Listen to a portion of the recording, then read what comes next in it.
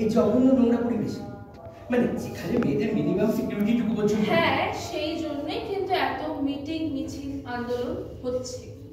Meeting মিছিল আন্দোলন? হ্যাঁ, এইসব আন্দোলন করে তোদের কি হবে? হ্যাঁ, কি করতে পেরেছিস তোরা?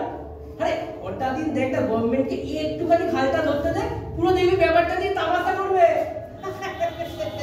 আর 5টা কেসের মতো যাতে এটা না হয়, সেই জন্যই কিন্তু এতগুলো মানুষ পাশে এসে দাঁড়িয়েছে। আর 5টা কেসে কি হয়েছে? তুই হাতরাস কামদুনি ভুলে গেছিস? হ্যাঁ, আরে ক্যাপিটাল পানিশমেন্ট পর্যন্ত দিয়েছে, কিচ্ছু হয়নি। কাউকে না কাউকে গভর্নমেন্ট দেবে একটা স্কেপগোট বানাবে, তারপর দেবে তাকে বলির বাকরা বানিয়ে বাকিরা সব হাওয়া খাচ্ছে। আমি বলতে চাইছিস আমরা মানে মূলত মেয়েরা এই সমস্তটা সবকিছু সারা জীবন সহ্য করে যাব, আর পুরুষের কামনা লালসার শিকার হব। জামা কাপড়, একটু নিজের আচার আচরণ, এগুলোর ব্যাপারে একটু একটু নজর দেওয়া উচিত। তুই বলতে চাইছিস একটা মেয়ের রেপের জন্য তার ড্রেস আর তার বিহেভিয়ার দায়ী?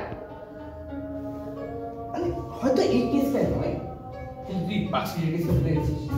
5 লিটার মেয়েটা কি ছিল? ও তো একটা Just shut your mouth!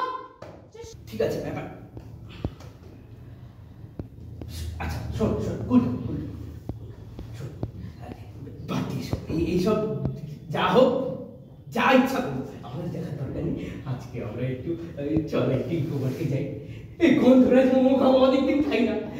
হ্যাঁ হ্যাঁ, ওই উঠে উঠে উঠে চল,